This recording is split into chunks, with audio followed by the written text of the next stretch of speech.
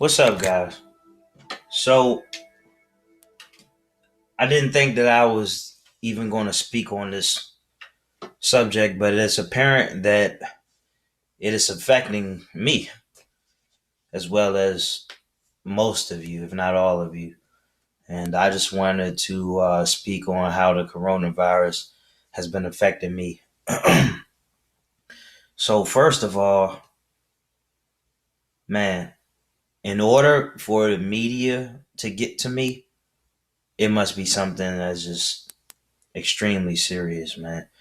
Like, and I know serious is very subjective, but like for me, I do not entertain the media at all. You know, with all of the things that have been going on, murderers in the neighborhood over. I didn't, I didn't care too much. Or all the other things that take place and has a much higher death rate at this current moment than the coronavirus.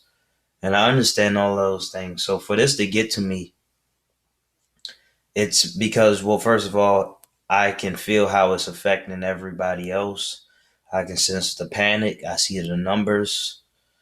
And, I've always been a big conspiracy theorist, but, I mean, besides the fact that, recently, over recent years, I just kind of fell back a little bit because I can't, I just can't control these things. It brings me no satisfaction to really try to figure out why this world is so fucked.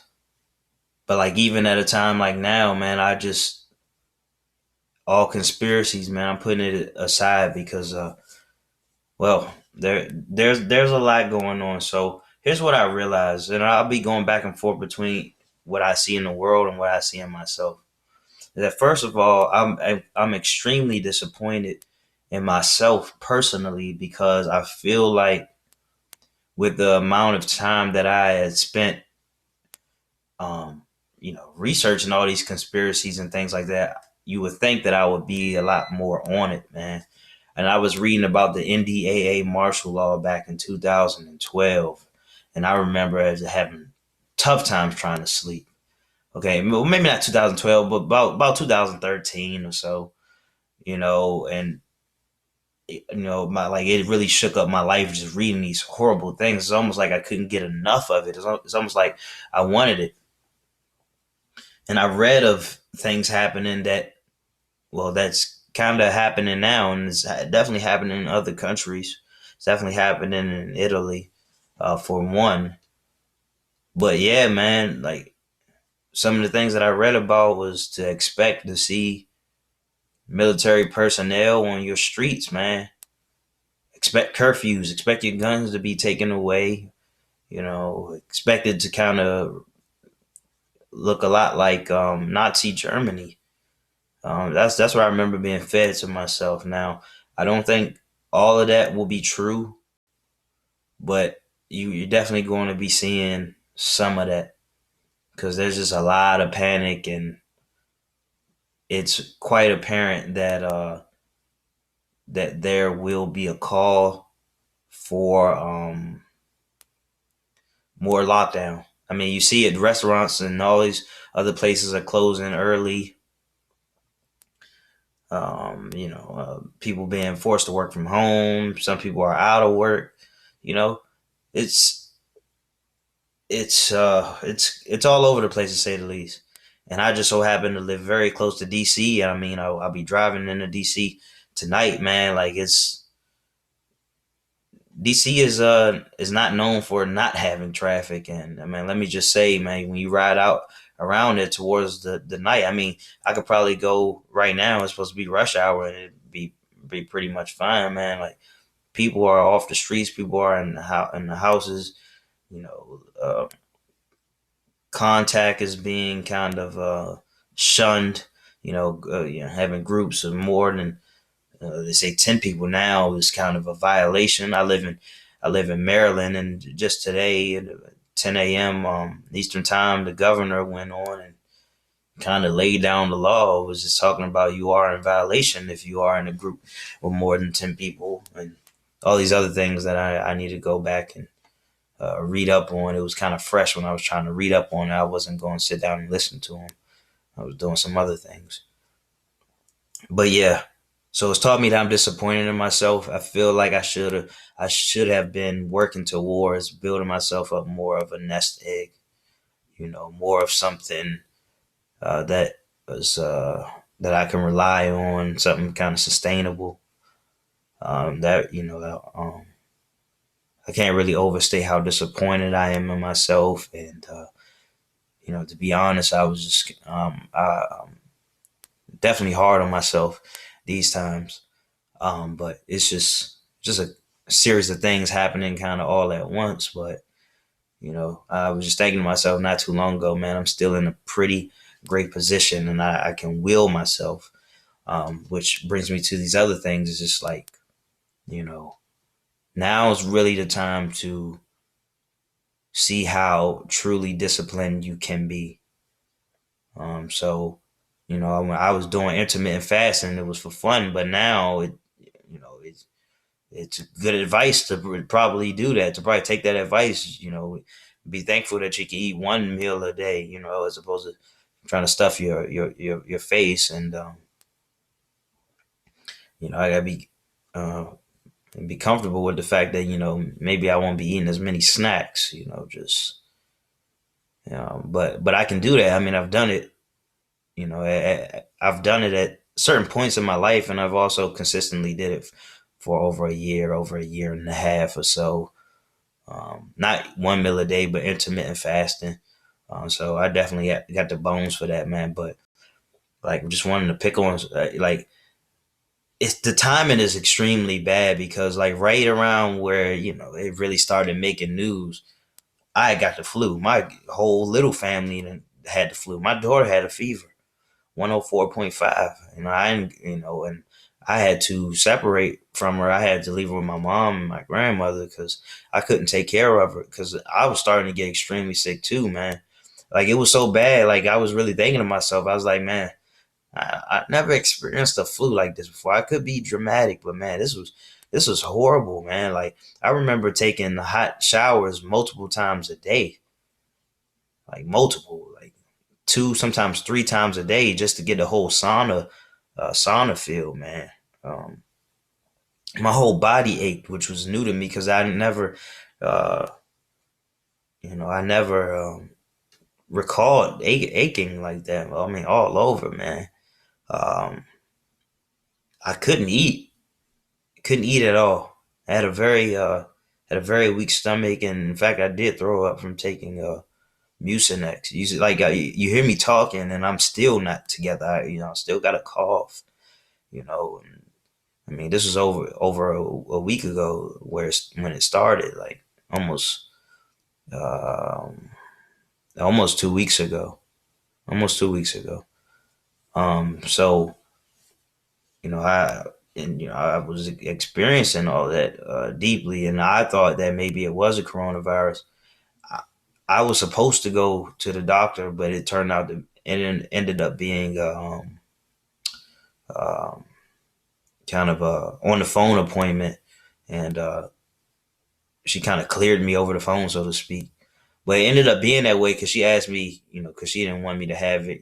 They're trying to contain the amount of exposure at the particular center, Casa Permanente. And because I was feeling good, I was feeling much better at that point. And no fever or anything like that. I let it go. But anyway, so I realized that, a lot of people, um, they are very much moved by the media. Of course, a lot of people did a great job, but panic ensued, and it showed people overbuying. And I don't know, the thing with the toilet paper. That's a thing.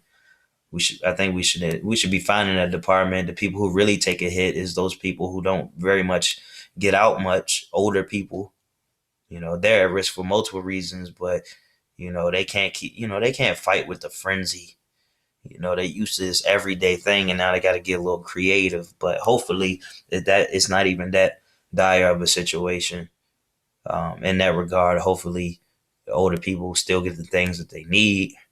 Like, my grandmother personally is like on house arrest. Basically, my aunt put her on house arrest, so she just just staying at the house. And then it's our job to make sure that we keep her safe and things are looking good. Although the outbreak is definitely happening in Maryland,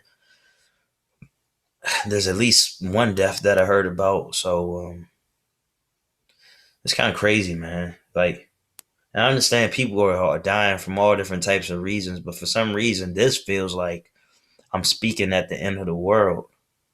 You know, And I'm not trying to instill fear in you. In fact, I don't really fear. I don't feel very much fearful. Just like again, disappointed, man. Like, wish I had a lot more money in the bank. Could be just chilling, man. Even kind of treating it like it's a vacation. Now the governor then got on us for treating it like it was a vacation, but I mean like an indoor vacation. I mean all the good snacks, good food. Maybe get some of them new movies, whatever it is, man. It'll feel a lot better. But I don't know. Me, I'm just kind of uneasy. I'm kind of uneasy because I'm trying to really solidify my life and my routine and all this. And I was sick for a little while, which really threw me off, man, because I like to be pretty hard nosed and hit it, but when you relax for a while, even though I was forced to relax, like it really threw me off, and I'm still thrown off. But I this time in life has taught me that I've been extremely American, just lazy and soft when I know what's best for me, and I've practiced these things. I burnt myself out doing it, but I need to go harder. Simply put, man, like I need to go harder. Like I always tell myself these things that I need to treat it like it's war and force myself to play chess and get a little better at it, just to throw it all away, man. It's just too. There's too much luxury here, even at the end of the world, and it's getting in my way because it doesn't take much to satisfy me. I'm very low maintenance, and I picked that up from my meditation practices and intermittent fast and all those things. Just finding myself being grateful in spite of all these things. And you know what? Now is not really the time to. Yeah, it's tough to say this, but I really got to push gratitude aside because I'm not winning. I'm not winning the way that I want to just because I'm barely getting by. Like that's not very sustainable, especially as somebody who is a father.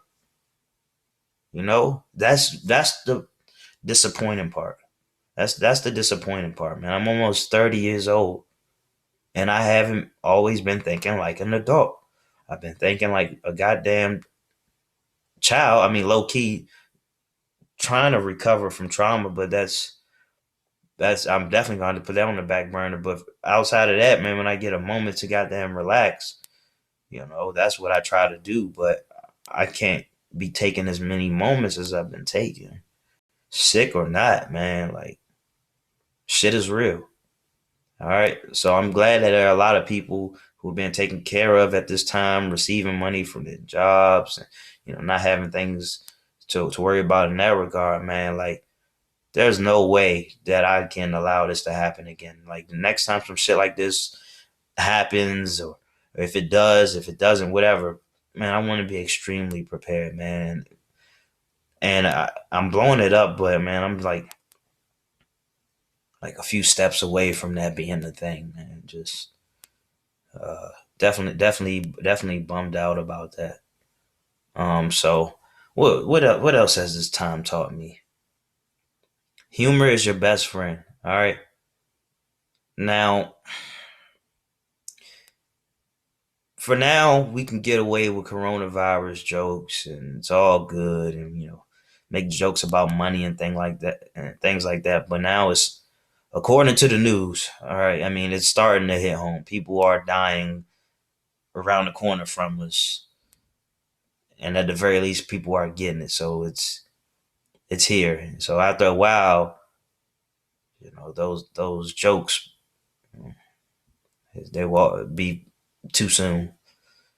Um, and we're gonna have to come together over other things, man. Like I can see it right now that this moment is really pushing us away from each other. Not necessarily within the households, but like because they're encouraging us to distance ourselves from others, and already in a kind of an antisocial society, things can get really chippy. And I got to be honest with you, that's something I'm gonna have a tough time with because like physical touch is my love language, but I can also like pick up on energy, and you know, it, hate to say it, it would kind of feel like a heartbreak to feel rejected. If somebody say, "Oh, no, I can't," don't want you coming too close. I mean, and mentally, I understand that. I understand, like, okay, we got to keep our distance and stuff like that. But, for somebody who's like felt very much rejected his whole life, it's not a very comforting thing, man. So it's just part of the reason why I need to, man up at a time like this. I mean, it's like if no other time, like why not now? I mean, like it has to be now. Even when we still have access to these, distractions and things like that. Look, PlayStation. I could watch anything on Netflix if I wanted to right now, and that would be good for me. But I got to do some type of work. All right. So if it means I got to reach out to you guys, boom. So, what would my advice be for the average person dealing with this turn of events? Slow down the pace. Advice I've always been giving out. Slow down the pace. Um, make this time. Take this time to make some changes. Incorporate things that are going to help you. That's going to help better you as a person. Also, hey, start looking for work from home jobs. There's going to be a boom in that. Like nobody's talking about that right now, rightfully so, because everybody's thinking about all the calamity. But there will be a grow in work from home jobs. I mean, it's duh. Like we're talking about quarantine 12, 14 months, man. Like this is the time. That is a benefit. That is one benefit to the coronavirus. There will be a jump in work from home jobs. Welcome to the future, man. So I'm actually really excited about that because I know I'm on the money with that one. Oh boy, that's a game changer right there, guys. Especially because we're gonna be complete cynics for the next 2 years, man. Like we're not gonna want to get close to anybody because I mean, for obvious reasons. But for now, definitely expect more work from home opportunities. Probably more opportunities delivering. So,